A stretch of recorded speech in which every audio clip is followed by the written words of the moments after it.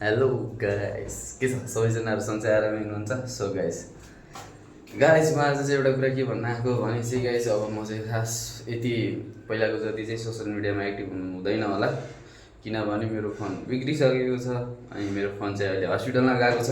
यो फोन चाहिँ सबैको फोन हो। सो मैले उतादेखि चाहिँ भिडियो बनाएर अपलोड गरेको छु गाइस, सबैलाई माया छ मनदेखि। सो गाइस अब मेरो मोबाइल बन्नेछ भने आएछ भने फेरि सोसियल मिडियामा फेरि अब म आउँछु होइन। यदि आएन भने चाहिँ सायद मेरो सोसियल मिडियाको यात्रा यहीँ समाप्त हुन्छ होला।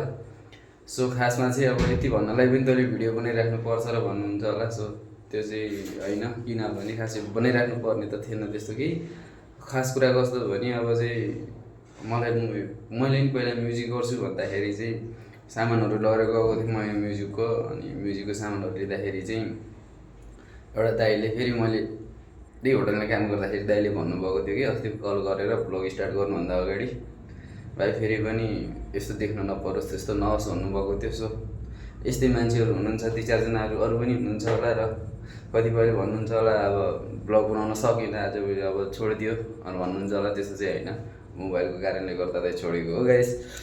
त्यो भएर त्यो भएर हो गाइस। र ठिक छ, सबैजनाहरूलाई माया छ मनदेखि होइन। जतिजनाहरूले माया देखाइदिनु भयो ठिक छ, सपोर्ट गर्नुभयो, सकेसम्म जतिले पनि सपोर्ट गर्नुभयो, सबैलाई मनदेखि माया छ। त्यही हो गाइस। अब चाहिँ यस्तै हो। म चाहिँ अब त्यति एक्टिभ चाहिँ हुँदैन होला। केही गल्तीहरू गरेछु भने चाहिँ माफ गरिदिनु होला, कसले गलत बोल्यो होला होइन। त्यसलाई क्षमा माग्न चाहन्छु सबैजनासँग।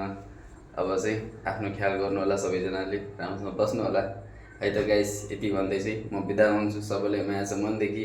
बाई बाई गाइस है त।